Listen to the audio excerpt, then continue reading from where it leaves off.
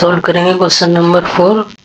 In the following figures decide whether L is parallel to M. Solve करेंगे 1 number को। Figure में हमें बताना है कि एल एम के पैरेलल है या फिर नहीं है। सॉल्व करते हैं पहले 1 नंबर को।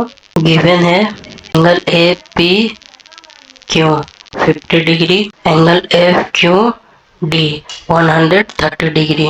Now angle C Q P equal to angle F Q D. Angle C Q P ये एंगल हो गया, एंगल एफ क्यू डी ये एंगल हो गया। ये एंगल और ये एंगल आपस में इक्वल होंगे। क्यों इक्वल होंगे?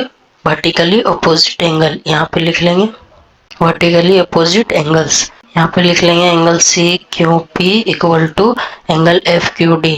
एंगल एफ क्यू डी ये एंगल हो गया और ये एंगल हमें गिवन है 130 डिग्री। तो यहाँ पे लिख लेंगे 130 degree. Angle C Q P find हो गया 130 डिग्री। ये एंगल 130 डिग्री और ये एंगल 50 डिग्री, इन दोनों का सम होगा 180 डिग्री। क्यों?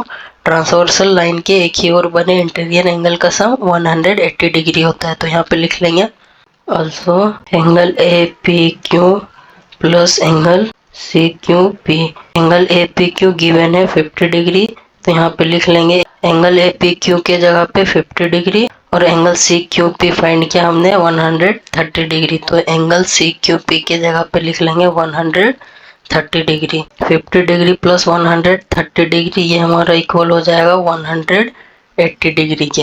एंगल ए पी क्यू और एंगल सी क्यू पी का सम 180 डिग्री है। तो यहाँ पे लिखेंगे नीचे angle A P Q and angle C Q P form a pair of interior angle on the same side of the transversal.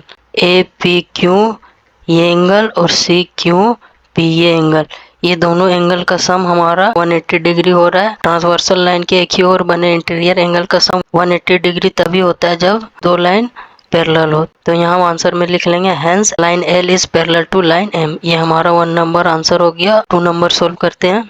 इस figure में angle A P E given है 133 डिग्री और angle P Q D given है 37 degree. Angle A P E और angle Q P B ये equal होगा। क्यों? Vertically opposite angle. तो यहाँ पे लिख लेते हैं angle A P equal to angle Q P B.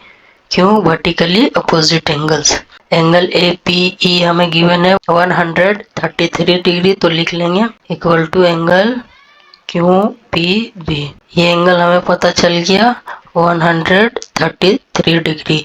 तो ये एंगल और एंगल पी क्यू डी इन दोनों एंगल का सम 180 डिग्री होगा। क्यों? ट्रांसवर्सल लाइन के एक ही ओर बने इंटीरियर एंगल का सम 180 डिग्री होता है जब दो लाइन पैरेलल हो और एक लाइन ट्रांसवर्सल हो। तो यहाँ पे लिख लेंगे also angle Q P B plus angle P Q D. Angle Q P B 133 degree अभी फाइंड किए, तो यहाँ पे लिख लेंगे 133 degree plus angle P Q D given था 37 डिग्री। इन दोनों का सम करेंगे तो हमारा होगा 170 डिग्री। इन दोनों एंगल का सम 180 डिग्री नहीं आया तो एल पैरेलल एम नहीं होगा। तो यहाँ पे लिख लेंगे angle Q P B and angle P Q D form a pair of interior angles on the same side of the transversal but sum of the measure of the angles is not 180 degree. Transversal line के एक ही ओर बने interior angle का सम 180 degree नहीं है। तो answer में लिखेंगे hence line L is not parallel to line M. ये हमारा 2 नंबर आंसर हो गया।